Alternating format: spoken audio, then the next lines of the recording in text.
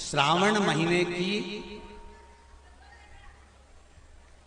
दोनों अष्टमियों में से कोई भी अष्टमी,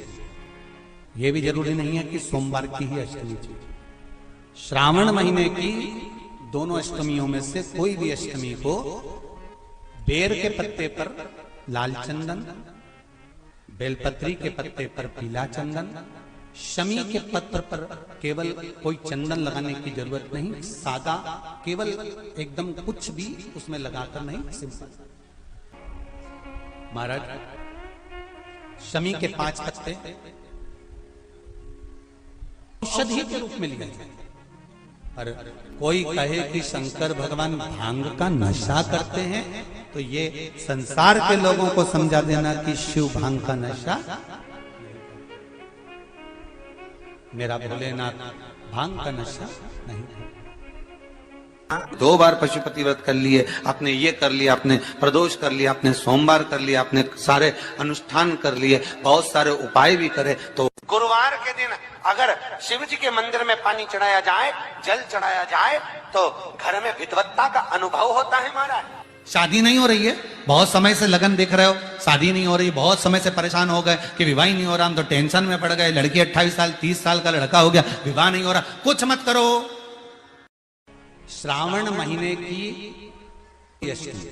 अष्टमी तिथि आए तो अशोक सुंदरी वाली जो जगह है वहां पर हल्दी की 7 बिंदियां लगा दो, लड़का लड़की का हाथ उस बिंदी पर रखवा दो, उसका नाम गोत्र बोलो, उसी हल्दी में उसके हाथ पीला करवा दो, और पीपल के पेड़ पर उस हाथ के 5 छापे पड़वा दो। 3 महीने में विवाह पक्का हो जाता है। महाराज उसका इतना, अशोक सुंदरी के उस हल्दी का इतना प्रमाण। विकलांग है, डॉक्टर ने कहा इस बच्चे का विकास नहीं हो रहा, बच्चे की बुद्धि काम नहीं कर रही है, बच्चे का शरीर काम नहीं कर रहा है, कहीं हाथ कहीं पैर में कहीं तकलीफ हो रही है, बच्चे का विकास नहीं हो रहा, 4 साल का हो गया, 5 साल का हो गया, 6 साल का हो गया, बुद्धि काम, तो उस जगह पर भी आप बच्चे से कहोगे ना, बेटा शिव जी को जल चढ़ाने जा रहे हो ना, तो ये जो 2 चरण है ना जहां से पानी बहता है वहां स्पर्श कर आया करो और पानी पिया करो चढ़ाने के बाद। आप 15 दिन 20 दिन उस बच्चे से करवा कर देखो, कितना भी माइंड से हम यहां तक कहेंगे, जिस बच्चे की कोई शरीर में विकास नहीं और बच्चा कहीं पड़ा रहता है, मुंह में से राल टपकती रहती है, उस बच्चे के लिए भी अगर ये प्रयोग करोगे तो 2 से 3 महीने में वो बच्चा अपने आप धीरे धीरे शरीर का विकास होना प्रारंभ हो जाएगा। हर महीने आता, जब आपके हृदय में कभी कोई बात आ जाए कि बाबा आज मेरा मन ये कह रहा है और आपको सुनना है बाबा, आपको स्वीकारना है बाबा, आपको मेरे मन की बात जानना है बाबा, बस हाथ में चंदन लगाया, बेलपत्री का भाग इस तरह से पकड़कर शिव जी से अपने हृदय की बात कहकर, मेरे देवादिदेव महादेव से दिल से कहकर, अशोक सुंदरी वाली जो जगह होती है, आपको बताया है अशोक सुंदरी का जो स्थान होता है, ये शिवलिंग, यहाँ अशोक सुंदरी की जगह, इस बेलपत्र को अशोक सुंदरी वाली जगह पर जहाँ शिवलिंग है, शिवलिंग की साइड पर पहले नंबर की पत्ती का मुख होना चाहिए, बस उसको रख दीजिए और उस पर थोड़ी देर हाथ रखकर अपने हृदय की बात मेरे महादेव को दिल से कहकर आ जाइए कि अष्टमी या अगला प्रदोष या अगली शिवरात्रि जब आती है, मेरा महादेव आपकी मनोकामना का भाव पूर्ण करता जी का मंदिर तुम जा रहे हो, शिव जी पे जल चढ़ाने के लिए जा रहे हो, तो निवेदन है बीच में तुम्हारी मौसी, काकी, मामा, फूफा, सहेली, रिश्तेदार का नातेदार, बेस्ट फ्रेंड किसी का भी घर पड़ जाए, शंकर के मंदिर जाते समय और शंकर के मंदिर से वापस घर आते समय किसी के दरवाजे पर मत रुको, सीधे अपने घर पर ही रुको। भगवान विष्णु ने जाते हुए शिव बाबा को देखा, शंकर भगवान से, भगवान नारायण ने कहा आप कुछ कहेंगे नहीं? भगवान शंकर कहते हैं नारायण चिंता मत करो, ये बद्रिकाश्रम में जो आएगा चने की दाल चढ़ा कर जाएगा, चने की दाल को मंदिर के पीछे बैठकर ओम नमः शिवाय बोलकर जो नारायण को समर्पित करेगा, उसके मनवांचित फल को मैं 3 महीने में पूरा कर दूंगा, उसके मन की कामना को मैं 3 माह में पूर्ण कर दूंगा। आज भी नियम है, चने की दाल को लेकर जाते हैं, बद्रिकाश्रम के मंदिर के पीछे बैठकर चने की दाल को लेकर ओम नमः शिवाय का जाप करते हैं, 7 बार ओम नमः शिवाय बोलकर चने की दाल वापस घूमकर भगवान विष्णु को समर्पित करी जाती है, तो 3 महीने में मनोकामना पूरी हो जाती है। उस चने की दाल का इतना श्रावण महीने में 5 स्थान ऐसे हैं जहाँ का दर्शन आपके जीवन को एक आनंद प्रदान करता है। पहला है बेलपत्र के वृक्ष के नीचे जाकर ऊपर की ओर मुख कर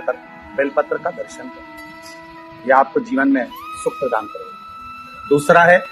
शिवालय के नजदीक में पहुंचकर भगवान शंकर के शिखर का दर्शन करना। तीसरा है मंदिर के अंदर शिवालय में पहुंचकर नंदी का दर्शन करना। चौथा है भगवान शंकर के मंदिर में पहुंचकर जो जलाधारी लगी होती है,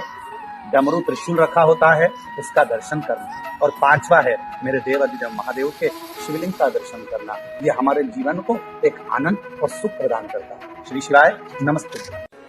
अगर कोई व्यक्ति मंदिर में बेलपत्र चढ़ा हुआ है और बेलपत्र उसने एकत्रित कर लिया मंदिर के अंदर ही, और मंदिर में बेलपत्र एकत्रित कर कर धागा लिया और उस कच्चे धागे में, उस कच्चे धागे के अंदर अगर उस बेलपत्र की डंडी को पीछे से उसने एक एक साधारण सी गांठ लगाकर उस बेलपत्र की माला को सिद्ध कर लिया, हल्की सी कच्चे सूत की गांठ लगाते लगाते मंदिर की चढ़ी हुई बेलपत्र को, शंकर पर चढ़ी हुई बेलपत्र को, शंकर की चढ़ी हुई बेलपत्र को ही उसने गांठ लगाकर जब माला सिद्ध कर ली और सिद्ध कर कर अगर वही माला भगवान शंकर को अर्पित कर देती है तो कहते हैं कि हमारा फिर पुनर्जन्म होता ही नहीं है। इस संसार सागर से हमारी मुक्ति हो ही जाती है, पुनर्जन्म से हम छूट जाते। श्री शिवाय नमस्तुभ्यम। हरे महादेव।